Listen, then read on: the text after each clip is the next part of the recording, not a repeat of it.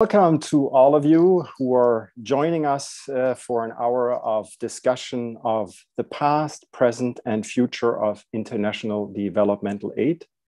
My name is Andreas Etges. I teach American history at the University of Munich, LMU, and I'd like to thank the organizers and sponsors of this event, the US Mission Germany, Amerikahaus, Bavarian Center for Transatlantic Relations, as well as the German Ministry for Economic Cooperation and Development. And a special thanks to Nina Schalagards and her colleagues, as well as Joanna King and Dominic Rabe.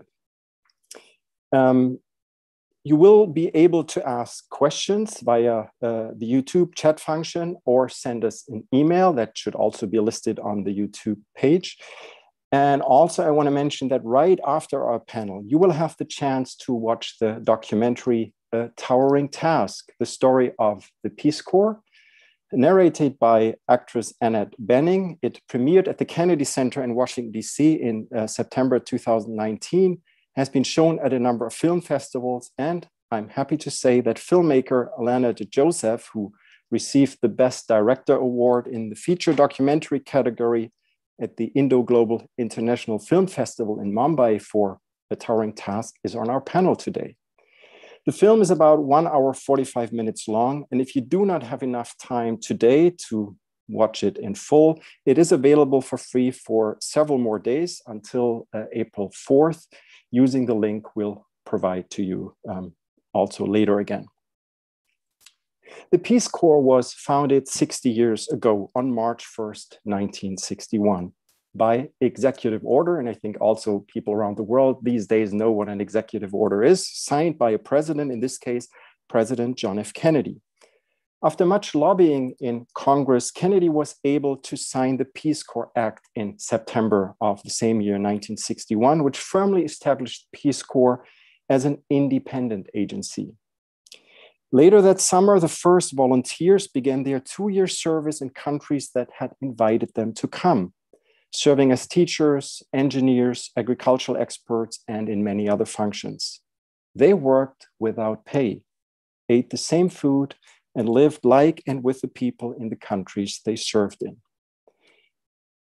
Now, part of the Peace Corps clearly is the spirit of innovation that came with the young Kennedy administration, which also provided an outlet for the idealism of many young Americans to make the world a better place. And I think maybe the most famous words of Kennedy's inaugural address, ask not what your country can do for you, but what you can do for your country, that really rang a bell, and many young Americans felt directly addressed by that.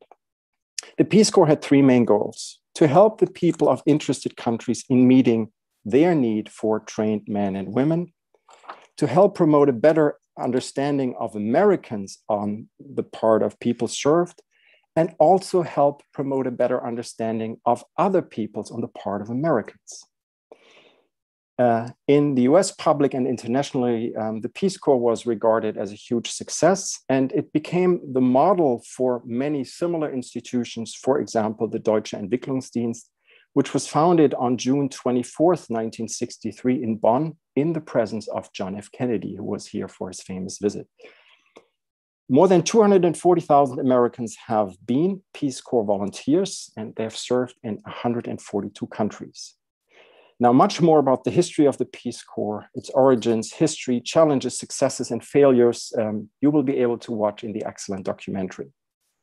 Now, let me briefly introduce our panelists, briefly, because we only have about an hour for our discussion, and because in different ways, our 3 panelists each have been part of respective programs and institutions and will share some of their personal histories with us.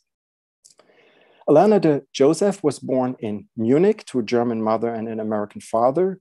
She founded DeJoseph Productions in 1997 and has made numerously highly acclaimed and prize-winning documentary, also, for example, for public broadcasting in the US, PBS, The Greatest Good about the US Forest Service, or Green Fire about conservationist Aldo Leopold. From 1992 to 94, she was a Peace Corps volunteer, serving as an enterprise development advisor in a small town in Mali, West Africa. Consul General Darion Akins was born in Texas and has served in a number of posts as a diplomat in Malaysia, India, Afghanistan, Australia, and Indonesia.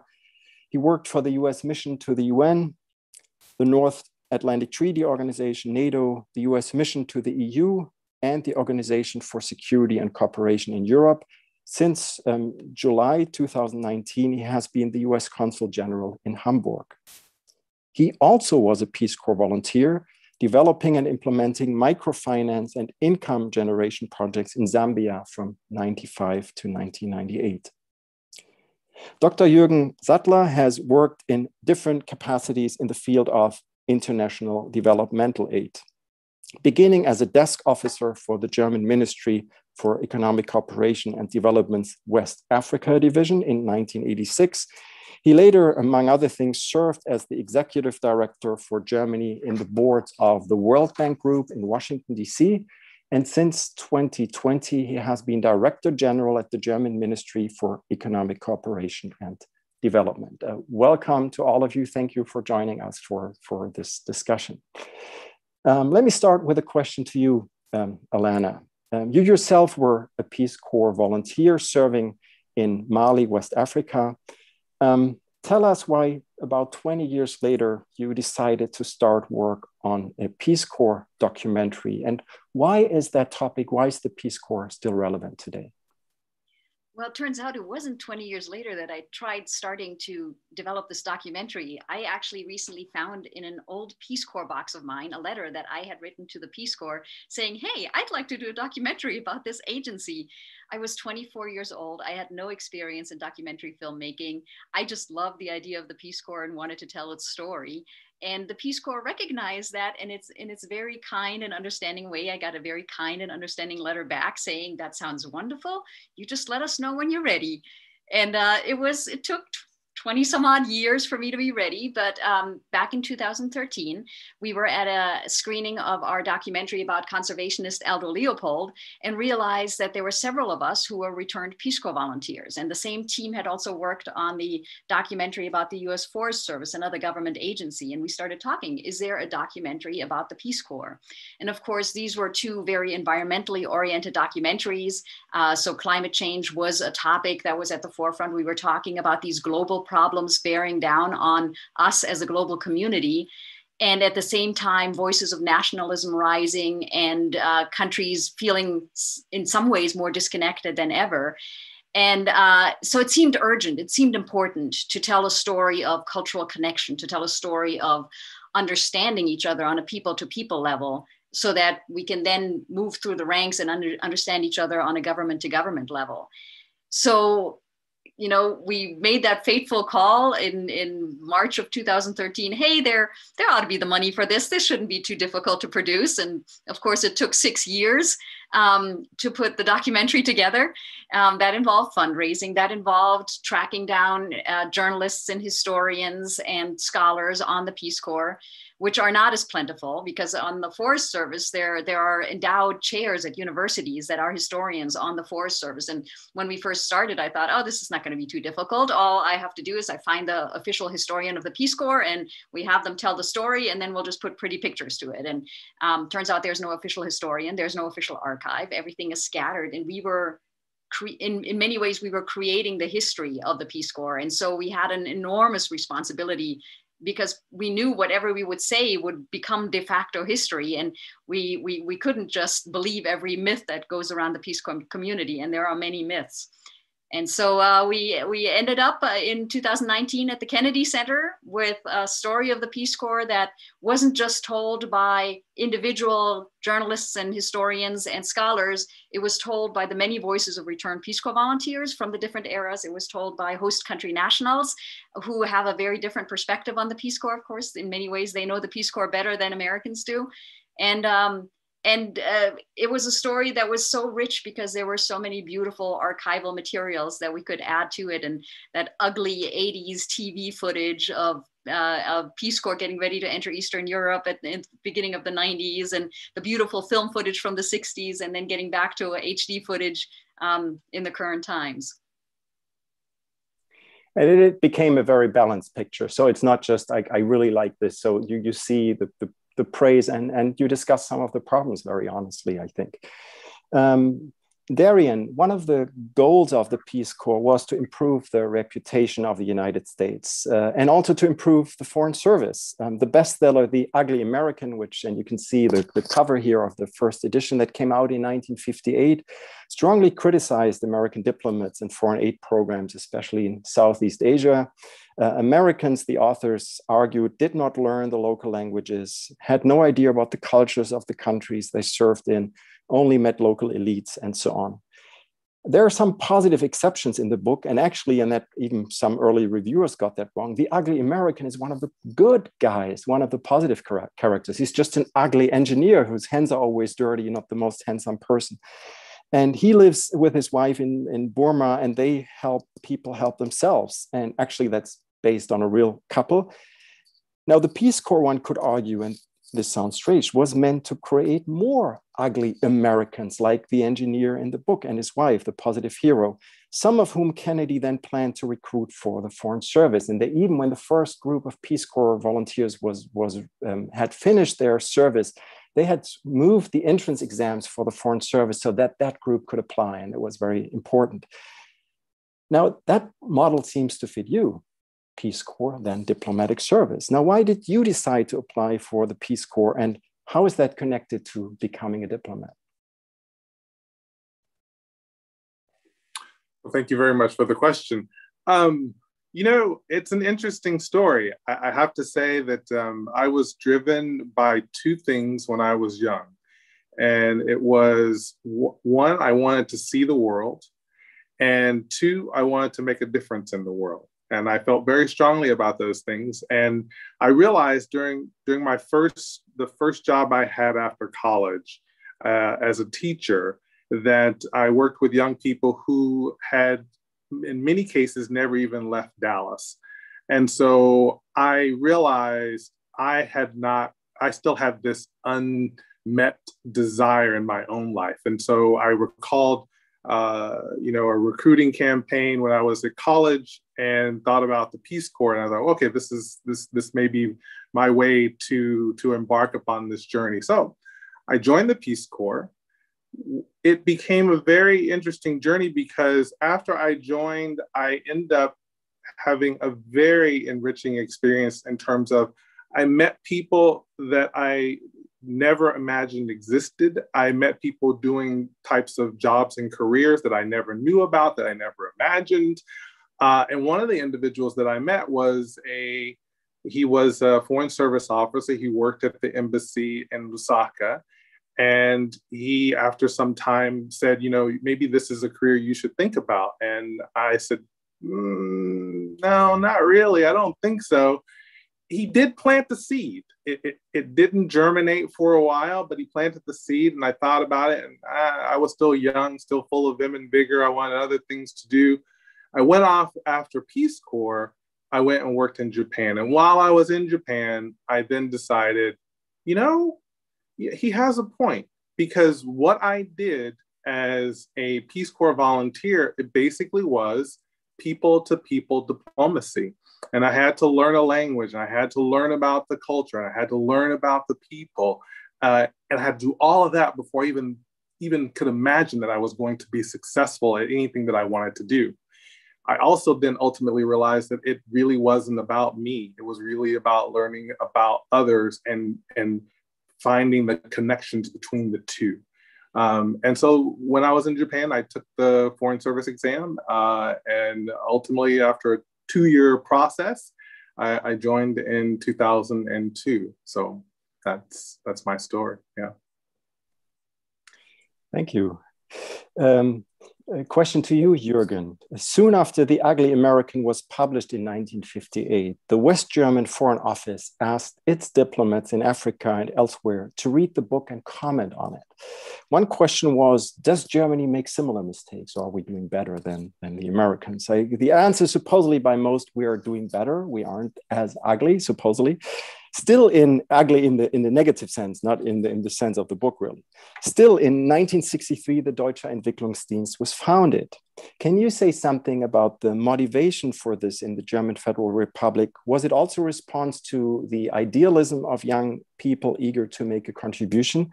And what was your personal motivation to get engaged in that field? Yeah, thank you. Yes, I can say that I think it was a time, 63, when Germany again turned outward, this time in a more positive way than a few decades earlier. And people became interested in the outside world. There was perhaps also a kind of starting movement on the young people to do something good for others. Perhaps it was also linked with what happened before. This was perhaps the starting point also of our voluntary service. But there were some differences. I think the Peace Corps was a model, as you said, but there were also some differences. And one was the requirement that the ones serving in the voluntary service have a professional qualification. And another one was the expectation that they will then return working in development. So I think this was a difference. And they were a little bit like the entry organization into the official development institutions. But as you know, this approach and this organization, which has been created in 63, was then fundamentally changed and merged into the professional organization. It's GIZ. And with that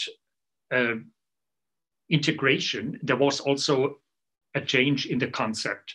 In a way, towards the Peace Corps, because this requirement of professional qualification was not applied. So almost everybody could, young women, young men could apply. But I think there was perhaps one difference, but I'm not quite sure.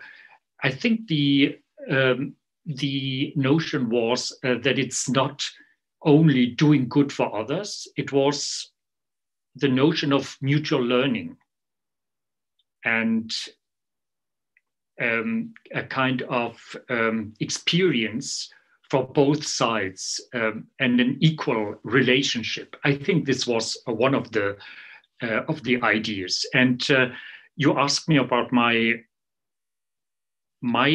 motivation to work in development. So after my studies of economics and political science, I did a postgraduate course on development economics.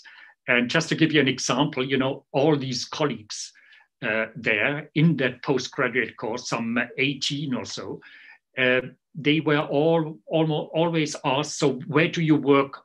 What do you want to work afterwards? And they all said, in Africa. And I was one of very few saying, I don't know, I think I prefer to work in an international organization in Paris and Washington, and I think it's still there. I always had some, you know, kind of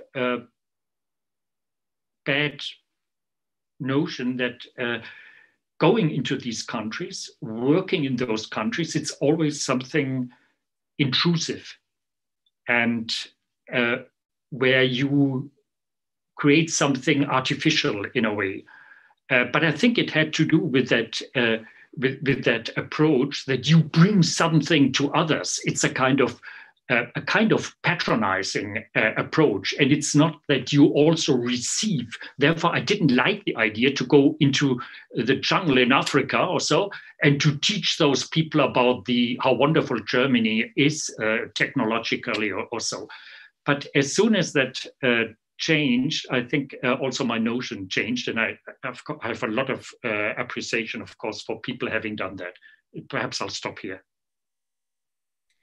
Well, this actually brings me to the next question I wanted to ask the three of you. I mean, one of the things I find particularly interesting about the Peace Corps, and I'll just use it a little bit as a reference point since it's also the 60th anniversary, is the fact that from the very beginning, the focus was not just on the countries volunteers would serve in, but also on how their service might change them and the United States. And there were some early critics of the Peace Corps that even worried that these young, naive, idealistic Americans would be indoctrinated, come back as socialists, because their experience would change them so much.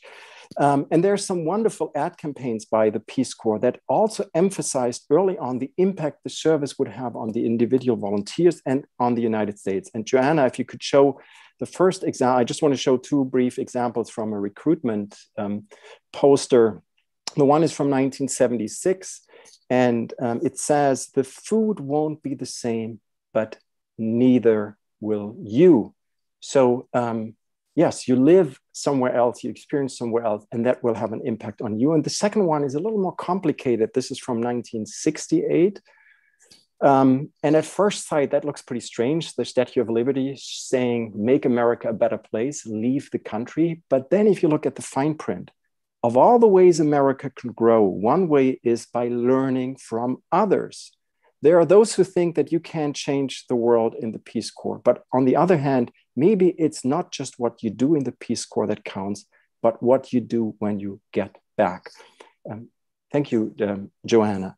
I'd like the three of you to comment on this. So to what degree is something like this, or was for the two of you who were in the Peace Corps, truly a life-changing, career-defining experience? Is there something similar idea tradition in Germany? You already partly talked about this. And how important are the individuals in all of this? I think this was always a major focus also of the Peace Corps. It's the individual that might make a difference. Who wants, Alana, you want to start? If it's okay, I'll jump in. I love that you had that poster of the Statue of Liberty, because we tried really, really hard to get that into the documentary. But we found, because you couldn't read the text that quickly, it would be too hard to explain in the documentary. So while we edited in, we edited back out, we edited it back in, we edited it back out, it didn't end up in the documentary. But I think it really encapsulates that dilemma of the Peace Corps a lot. And when we first started the documentary, we had a quote that we used as our touchstone of what the Peace Corps really meant in our eyes. And it was a quote by somebody who's not related to the Peace Corps at all. It's Lilla Watson, who was an Aboriginal activist out of Australia. And she said, if you've come to help, you're wasting your time. If you've come because your liberation is bound up with mine, then let us work together. And it was this whole notion that the coming in, the intrusiveness that Jürgen referred to, that imperialistic, that top-down approach was not what Peace Corps was supposed to be about. It was supposed to be that people-to-people connection on the grassroots of understanding each other, learning from each other, and then growing with each other. And so we tried also really hard to get that quote somehow in the documentary, but it didn't make sense because it wasn't related to the Peace Corps, and Lilla Watson had no connections to the Peace Corps. It wasn't until I continued playing that JFK quote from the inaugural address over and over again, the ask not quote that is so known. The first part is very, very known to everybody. Ask not what your country can do for you, but what you can do for your country. Every American knows that quote. But if you keep listening to it, then he says, citizens of the world, ask not what America will do for you, but what together we can do for the freedom of man. That it dawned on me that that is basically what Lilla Watson said. And so we knew we had to let that quote play. We had to use that whole clip in the documentary. But Peace Corps continued to have that dilemma between the educated, trained person that was sent out, the skilled Peace Corps volunteer, versus what became known as the BA generalist. So the Bachelor of Arts generalist, your American history major or your art major who didn't have a career lined up and joined the Peace Corps because they didn't really have anything better to do. And early on, the countries that were requesting Peace Corps volunteers, they were requesting engineers, they were requesting road surveyors, they were requesting the highly skilled, trained people. But that's not who applied to the Peace Corps because, of course, you know, who could take 2 years of their life and not make much of an income and spend the time overseas. The other thing, though, that Peace Corps learned very quickly was when they did have the highly skilled people, because there were engineers in the Peace Corps, there were doctors in the Peace Corps. Many times they found that their assignments actually didn't match the skills that they had been so highly trained for, and that the skills that were needed were skills that could be taught to the BA generalist. And so that pendulum has swung back and forth in the Peace Corps' history all through its 60 years. And you will find people on one side and people on the other side of the argument of what a Peace Corps volunteer should look like. But in the end, for me, it settled on the breadth of experience that is important. It is important to have your 20-something idealistic art history major who is able to spend hours on end just sitting there listening and learning and figuring out what a community actually needs. And you also need the experienced mid-career or even post-career retired person who can bring high skills to the community. And then, of course, everything has to come back, and Darion can answer that much better than I can. I know there's our returned Peace Corps volunteer community of 240,000, and they are in American life everywhere. They're in international life. You know, in the 90s, we had a game called 6 Degrees to Kevin Bacon, to the Hollywood actor Kevin Bacon, and everybody would trace how they were connected to Kevin Bacon. I have a theory, it's 1 degree to a Peace Corps volunteer, because somehow there's everywhere a Peace Corps volunteer, and you know, you name a person in the world and I could trace a Peace Corps volunteer there for you within 1 or 2 degrees. Maybe I can jump in, or so I will have to say that what I truly learned is, I think that Elena's correct. When you send someone with all the technical skills, there's a tendency not to listen. There's a tendency that they're coming, that I have all the answers. And one of the benefits of Peace Corps, and I found this because I got to work with volunteers from all around the world. I worked with Japanese volunteers, I worked with Finnish volunteers from all around the world, and they do tend to send more technically experienced individuals. What I found that was unique about Peace Corps volunteers is that we tended to be very optimistic, very idealistic, and had this can-do attitude. No matter what it was, it's like, we'll figure out a way. But we did it thinking about listening and working with the community. And it's not to say that others didn't do that. They did. It's just, we did not, we came with that approach. Like I was living in the village, living with the people, learning how they do things, learning the way that their life works. And here's the funny part, and this is what most volunteers will learn. We start out going over, let me own this. I started out thinking, I'm gonna go over, I'm gonna save the world, I'm going to make things better. At some point in your Peace Corps tour, you will realize you are gaining far more than you're giving.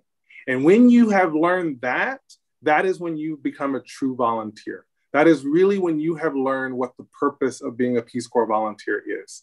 Because what people really want from us is that you have these people coming from overseas and they're sitting down, communing, listening, learning, talking it through together to find solutions that work for people. And that's the key. And then being able to bring that, and here's how I'll bring that home.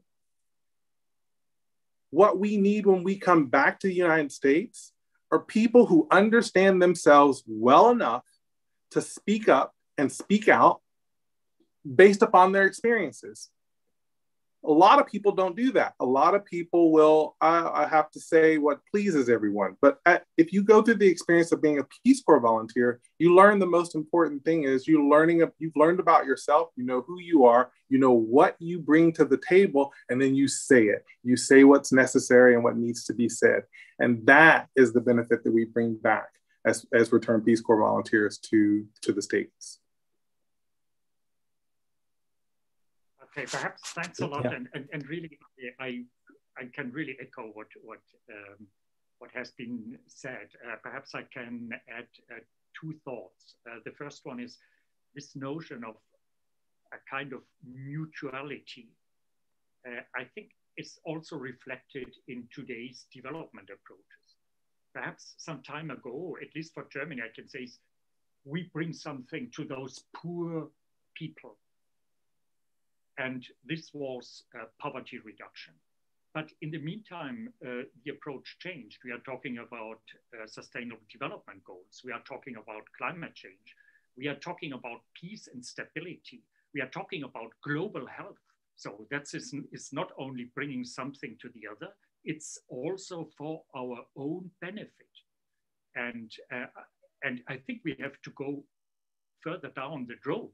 For example, the SDGs is still a lot of monitoring what those poor countries do, but it's not so much monitoring what we are doing. What we are doing with our domestic policies in order to make this world a better and more sustainable world. There we need monitoring mechanisms. So, and there are examples where, in fact, in very concrete terms, the industrialized countries learned from developing countries. For example, New York, I think some time ago, they adopted the kind of approaches developed in Latin America, the conditional cash transfer approaches. So there's a lot we can learn. That's the first point. The second point is exposure. Exposure is always good, as has been said. It's good for you, it's good for your country, it's good for the world. It's also understanding, it's the foundation of peace, it's the foundation of prosperity, I would say.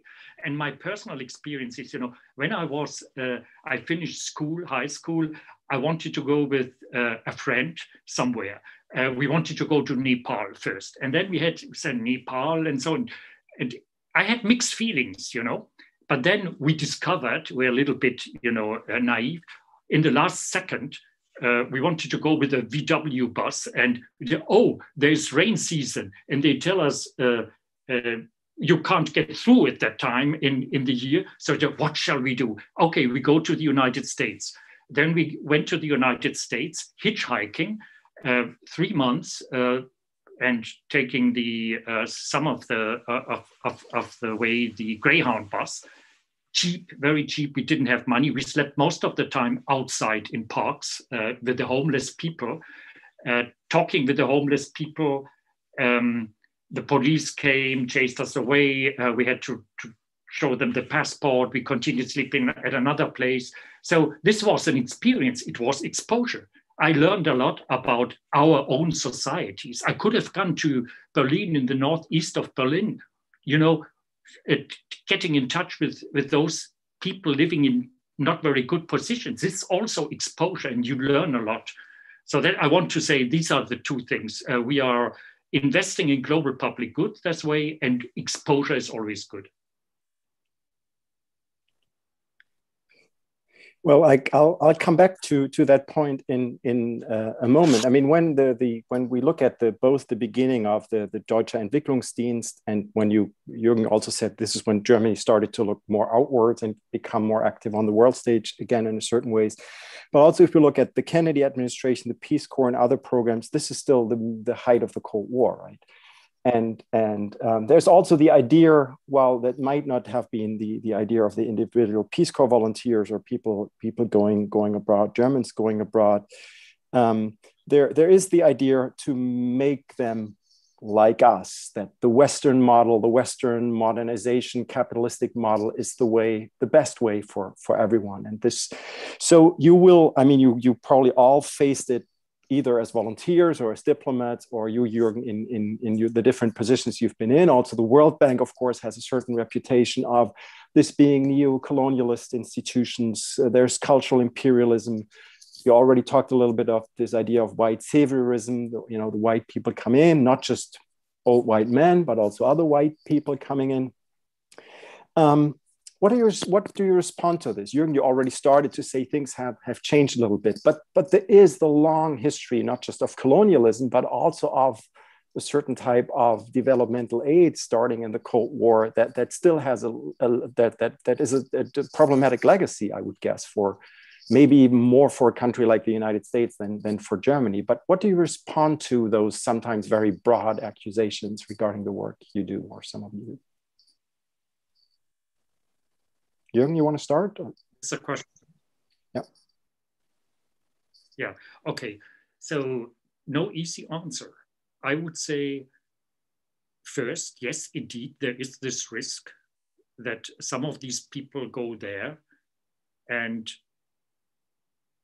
with the notion, you know, I'll tell them how you should do things. But then there is the opportunity that this person learns, and therefore going back will contribute to making his or her own society a more sophisticated one. So I think we have to take that risk. The counterfactual is everybody stays at home. There is less exchange. There is less understanding. But I think what we should not do is to advertise, you know, that we are doing so many things for those poor countries. And in the next sentence, we would say, and they still don't develop. Stupid. And I think that's not the right message to give. We shouldn't have and communicate that ambition that we are bringing something to those people. We should at the same time communicate and saying it's a mutual thing. And we have on both sides something to offer, and we are working on a common good. That's my answer.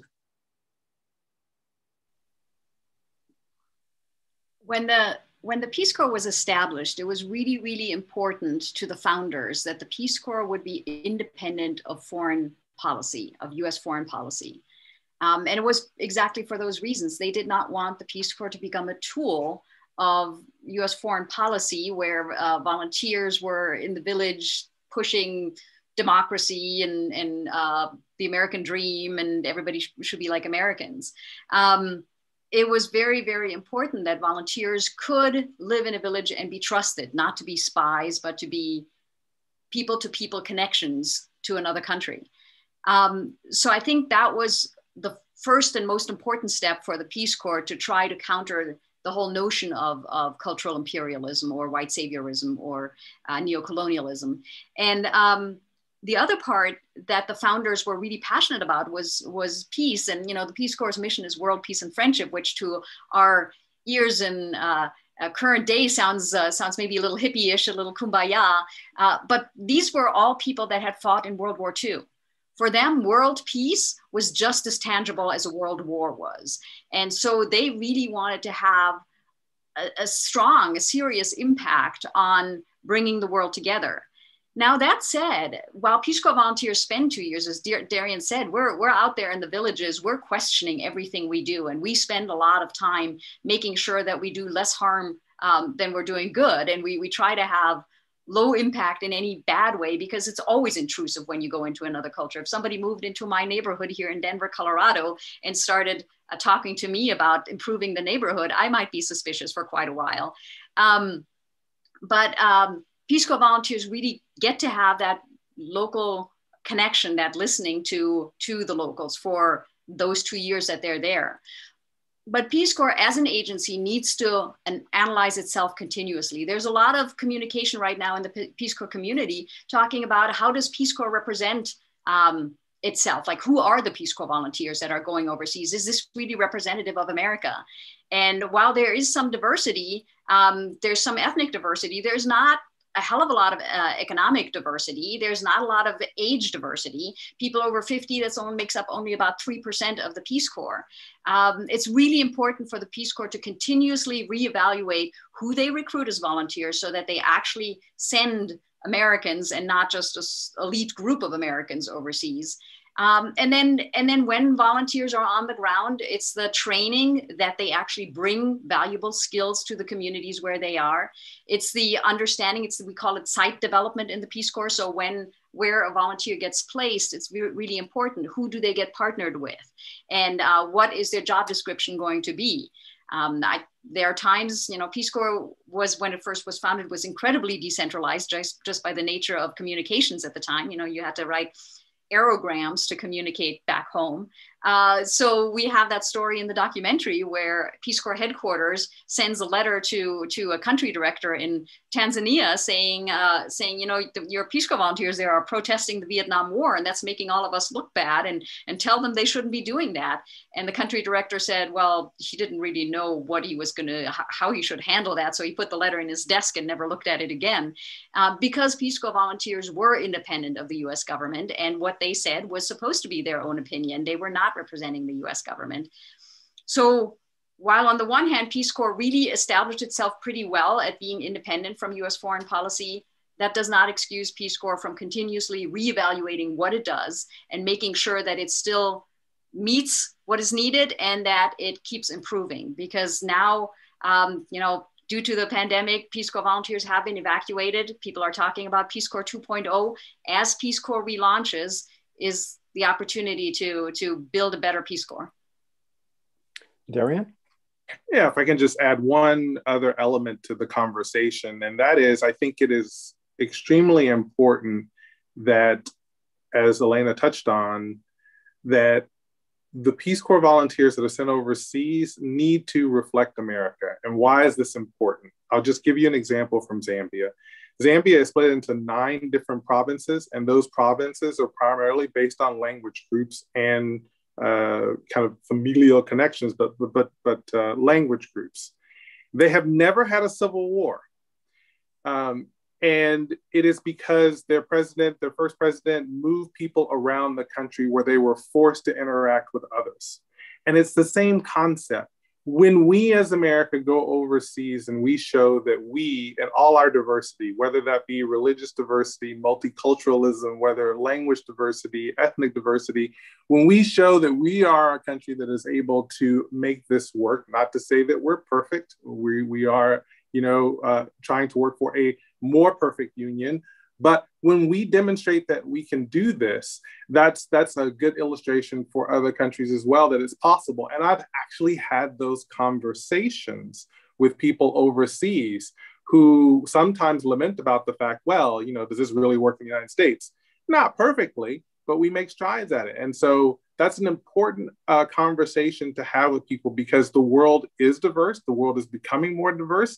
And so we need to be able to engage in that world, and so that everyone has a voice. And so being able to see yourself represented, or someone that looks like you, comes from your background, has your same religion, being reflected in what is put forth in society is extremely important.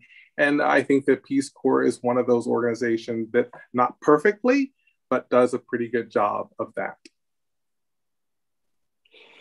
Jürgen, you already started to reflect a little bit on some of the lessons learned, and I'd like you and the others to go a little further in this, and also connect this to what do you see as the biggest challenges today, and what are the lessons from the past that we can learn that might give us models or ideas how to tackle some of the problems. Yes, so perhaps one issue. I mean, we are in the midst of a crisis. It's a pandemic, it's a health crisis, it's an economic crisis. And I think this crisis has revealed some weaknesses of our way to live and our way to produce, which were already there before. It's about sustainability of the planet, sustainability in social terms, and I think it's a wake-up call. We can't continue this kind of economic and consumption model as we have established it. There are boundaries, and we have to deal with the boundaries. And we all know that the pandemic is linked with broader issues, that we pushed too much back nature, and therefore the virus jumped over. And it's linked with to climate change. I think there is more and more scientific evidence with environmental stress. And therefore, we have to look at the problems we are facing now in a comprehensive way. And I think it's not the first time when we look back, it's not the first time that we are faced with such challenges. So again, Roosevelt, 1930s, we have had similar patterns in our economic system, a huge inequality, comparable levels of inequality then and now, and indebtedness, comparable. Roosevelt established a kind of new economic model. I don't want to go into detail, but it worked. In Germany, we didn't do that, and it didn't work, not for us, and even less for others. But after the Second World War, we established our model. It has had a lot to do with also taking into account social and environmental, in particular social issues in our economic model. So we learned with 2 decades delay. And I think what we have to do now is a little bit the same. We have to find the strength to put our economy at a new, in a new way, to redesign it new, and socially and environmentally, which wasn't so much the case in Roosevelt's time.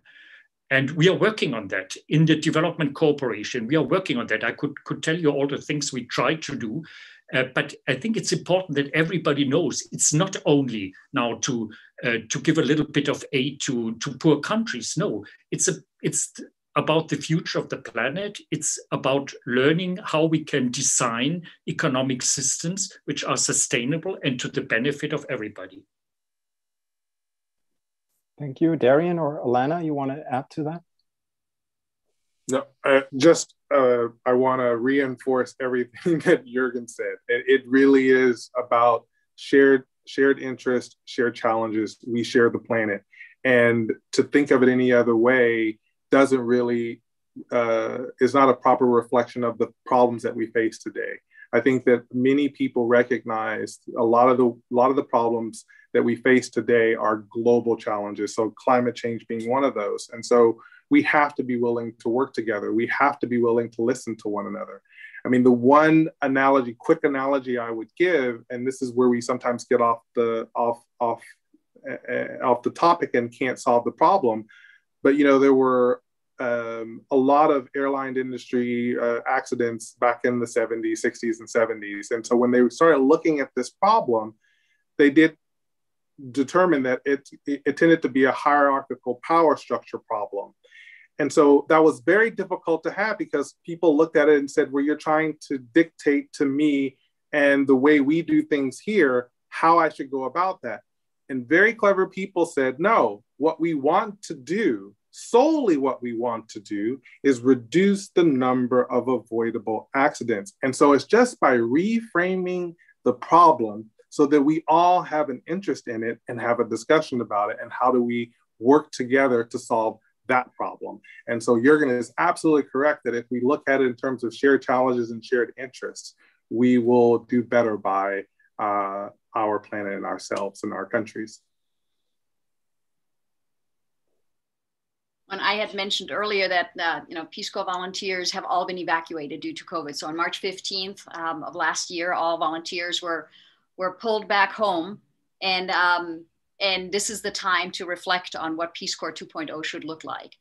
The work that Peace Corps volunteers comes with an enormous responsibility, because certainly before COVID, as a volunteer, when you find yourself in a small town in rural West Africa, people will listen to you more than you might necessarily have the credibility for. So as an example, I always think back in the 60s, Peace Corps volunteers were using the best knowledge at the time of the Western world, and were teaching women in South America to use formula instead of breastfeeding, because that was the best knowledge at the time in the Western world. Now we know how bad that is, and you think back in horror that we move people away from the correct approach that they were doing in the first place. So there's a lot of responsibility that comes with development work. At the same time, I think this crisis is an enormous opportunity because it has put a little chink in the armor of American exceptionalism. This whole notion of America is the best and the greatest and the most wonderful and whatnot doesn't really bear out when we are the petri dish of the world as far as COVID is concerned, and we are, America is struggling. So it is a great opportunity to bring back American consciousness, for sure, into this understanding of we're a part of a community. We are not a leader of a community, and we don't need to be a leader of a community. Everybody has to do their part, and that is not just the Western world coming together. That is the entire world coming together and learning from each other. And so I think the Peace Corps has some important lessons to learn. One of the challenges it has a structural rule. It's called the 5-year rule. You can't work for the Peace Corps longer than 5 years. Then you have to go away for at least 5 years before you come back. The notion at the beginning of the founders was to avoid a bureaucracy. They did not want those old stodgy guys from the State Department or USAID to be the old stodgy guys from the Peace Corps. They wanted to make sure Peace Corps was always a progressive, forward-looking, young, dynamic organization. The disadvantage of that is it makes it hard to learn lessons. It makes it hard to learn from your own history. And so that is a lesson that Peace Corps is now learning, is that it needs to build on its history, because whenever there are new ideas of we ought to be doing more of this, we ought to be doing more of that, people don't remember that, 5 years ago, and then 5 years ago before that, and then 5 years ago before that, that was tried, and these were the things that worked, and these were the things that didn't work. So Peace Corps has important lessons to learn, and this is the opportunity in crisis. I think you all rightly pointed out the current crisis it's more than one, of course, not just the health crisis, that these are global problems that only can be solved globally. So, and Jürgen, you used the example of Franklin Delano Roosevelt, and there is, during the financial crisis a few years ago, some of Obama's people, including his chiefs of staff, were saying, never waste a good crisis. A crisis is the chance to reform things. Now, where do you, and of course we can't really predict what things will be like in the next several years, and I think there's clearly a health crisis beyond COVID, because there's other things that will be neglected now, or that will not be done, besides all the financial and economic and social crisis connected to this.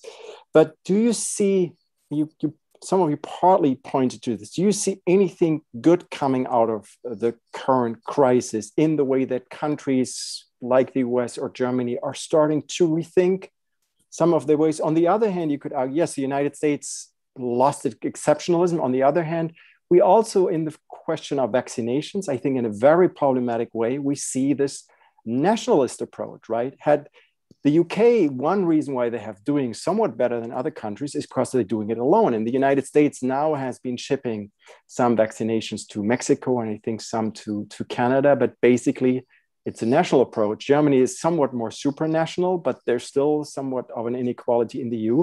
So I think we see both in a way. But I'd like to hear your view. So do you see the chance, and is there some rethinking in spite of maybe the nationalism regarding vaccinations? So is there something good coming out of that, or possibly? Me? Jürgen, you can start, please.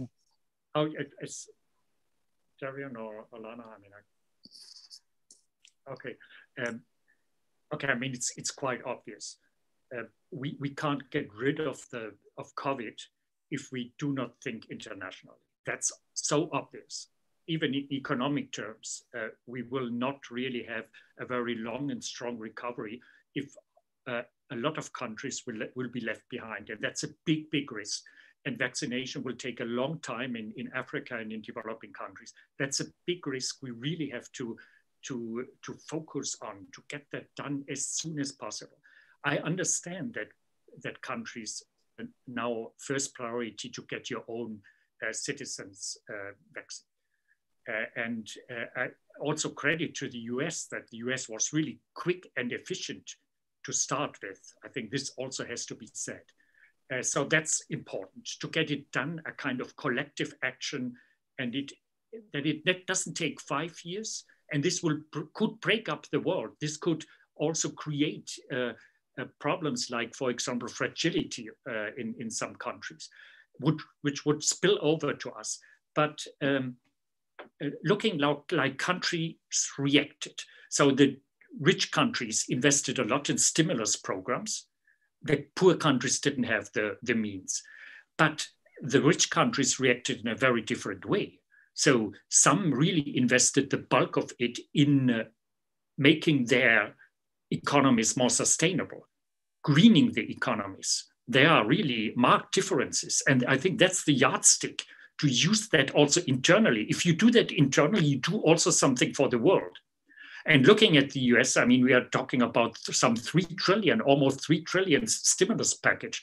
I hope, and I think the hope is justified, that the administration will use it to also address some of the weaknesses, the infrastructure gap, which is bad for the poor, to give more money to the poor, to make the economic system more inclusive, and to set the US economy on a climate-friendly one.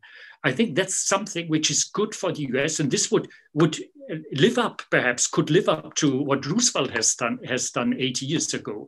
So I really have that hope, and I think there are some indication that, and in Germany, we have that awareness. I hope that we get it done, you know, because it needs a lot of collective action, institutions organizing that. And there is a will here, but as you see with the vaccination experience we had, there are also problems. And in terms of developing countries, I mean, we have to get it done and look at the spring meetings, which will take place in only a week. And I will participate in a panel on Wednesday, where we talk about building back better and what it means for developing countries. So take all that money we will spend on helping these countries. For example, the World Bank, 160 billion in 15 months. Germany, the US, we will probably have to give debt relief. We will issue special drawing rights. We have to use that money in a way to build back better. Let us do that. Let us not just give the money like that as a stimulus, and then we will finance coal projects or you name it. So let us really use it, and let us ask the multilateral institutions, the World Bank, the IMF, and so on, to invest this money in that way. It's an effort, it's not easy, but I think it has to be done. Darion? Yeah, and I think, you know, we can look back to the example that we've had with the transatlantic relationship over the last 8 decades. This is a relationship that saw, you know, the US and Germany become economically strong countries, politically strong countries, but they were not the only ones to benefit from that relationship. We were doing that in a way that other countries also benefited. And so what can we do moving forward? Well, a good example is what Jürgen already touched on.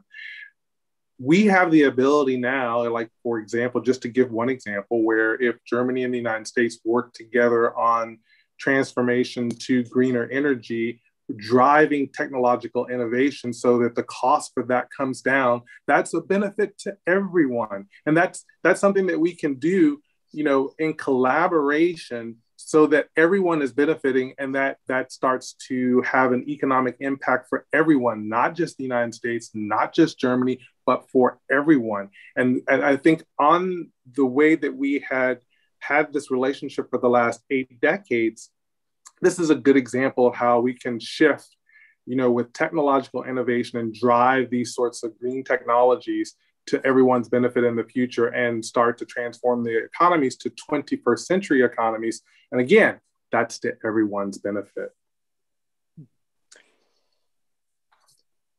And as far as Peace Corps is concerned, of course, this is an opportunity to redefine what Peace Corps volunteers do.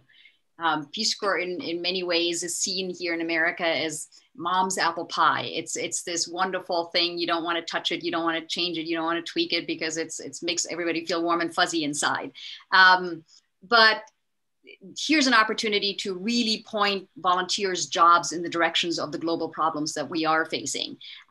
Peace Corps volunteers have worked in many ways at the forefront of climate change since before the term existed. Volunteers, since the founding of the agencies, have been in agriculture, fisheries, forestries in the countries that are bearing the brunt of climate change.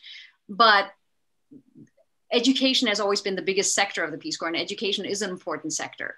And there have been times when, for example, in the film, we talk about Peace Corps volunteer Peter Hessler, who taught English in China. He suddenly had the job to teach what they called green English, so make the lessons about environmental issues. Here's an opportunity for the Peace Corps to flip that around and don't make the climate change kind of the afterthought, but make it the important work, the first job that Peace Corps volunteers do. So in the Dominican Republic, volunteers have worked on projects that are ecotourism related, but it's still a very small sector of what the Peace Corps does. And also health, public health has always been a field that Peace Corps volunteers have been in. When the agency was founded, there were doctors, there were nurses, and they were doing clinical work. That has changed. And part of it is, we're a risk-averse society, we're a litigious society, and there's always a concern that Peace Corps can't get too technical because what are the issues that come out of that? And so now there might be an opportunity to reevaluate that. Peace Corps volunteers, when they were evacuated, several of them became contact tracers. There was a program that was recruiting specifically AmeriCorps and Peace Corps volunteers to become contact tracers for COVID. Here's an opportunity to have Peace Corps volunteers on the ground help with the COVID relief efforts in the countries where they serve. So that is the big outlook for Peace Corps as it builds back better as 2.0.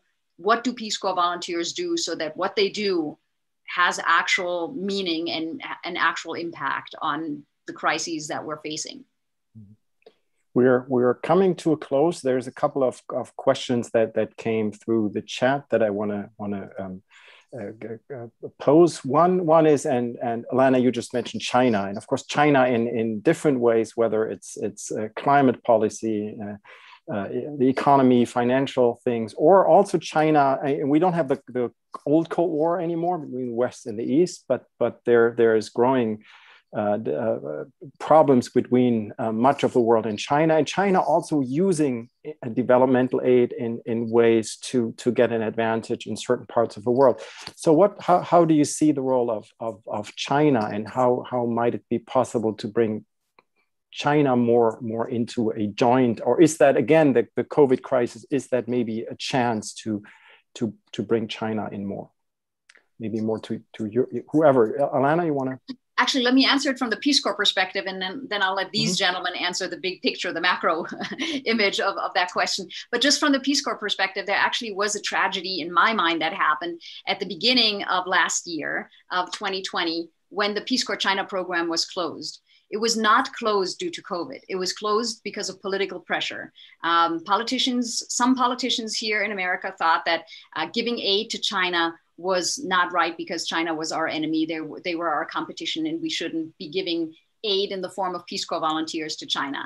And so the pressure was exerted on Peace Corps to leave. When Peace Corps said no, then there was a bill introduced in Congress that said, let's close the China program and put Peace Corps into the State Department, which would make Peace Corps lose its crucial independence from American foreign policy. And nobody knows exactly what happened, but the assumption is backroom deals were made. And so Peace Corps was not put in the State Department, but it did close its China program. And this is a time when it's more important than ever for us to understand Chinese culture and to understand Chinese. And that's why I think it's a tragedy that we do not have Peace Corps volunteers on the ground in China. There's a group of returned Peace Corps volunteers. They're called the China Gang. They all came back. And some of them actually still live in China. They became correspondents for the various news organizations on China. And they're voices that we're hearing from the ground, from real people in China. And we get a much better impression of what Chinese culture is all about. And those are just an example of why Peace Corps should be in China. And now I'll let Darion and Jürgen answer the question on a more macro level. Mm-hmm. Jürgen, you want to start, or Darion?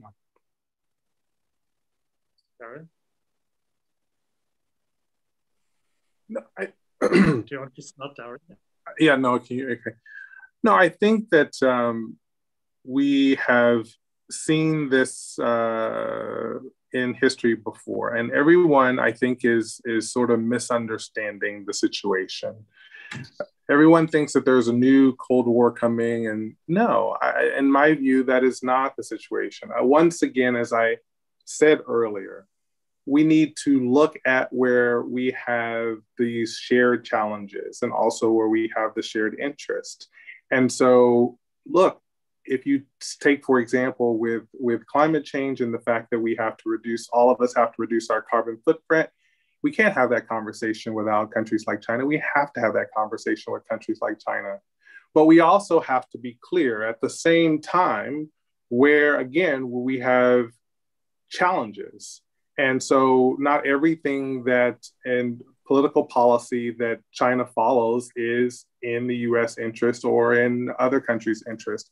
And we need to be clear about this. And we talked about being a Peace Corps volunteer. One of the lessons that I learned as a Peace Corps volunteer is being able to stand up and say when you believe that something is not being done correctly. And, you know, there are some policies that China follows that you know, the US believes is not the proper path forward. That does not mean that we don't work together on these shared challenges and work together where we have shared interests. We do. And if you even look to the actual Cold War that we had, all throughout that time, the US and the Soviet Union worked together in certain issues and certain endeavors. So I think that people should not try and create a dynamic where people think we cannot work together. That is not the case. The actual facts on the ground are we are working together to resolve many of these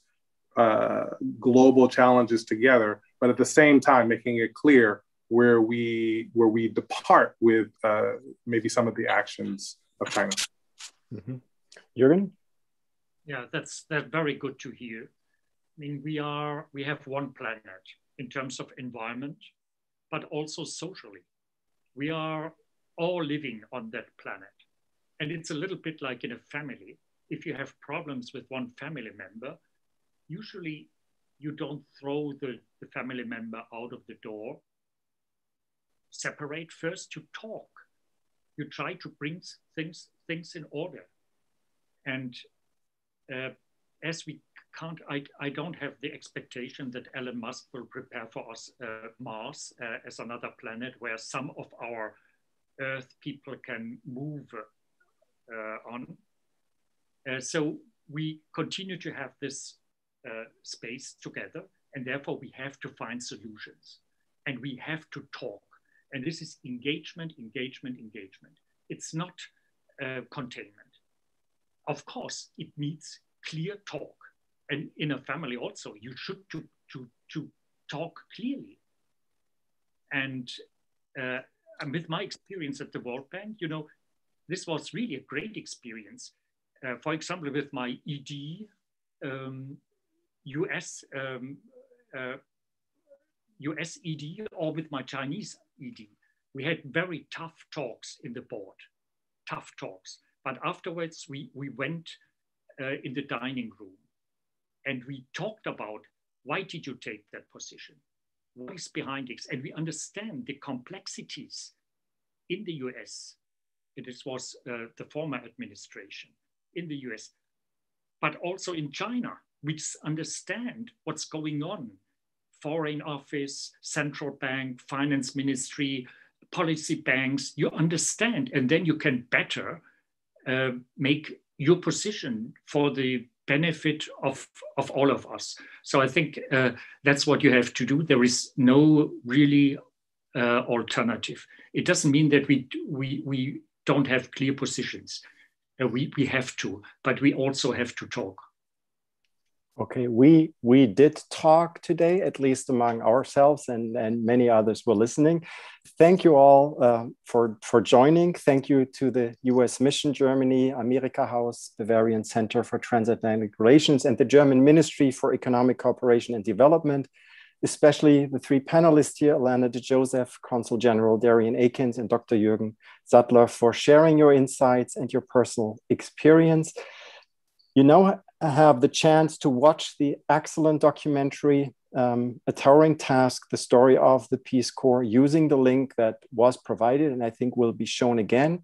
It is available until April 4th. If you don't have a chance to watch it today or not all of it, please do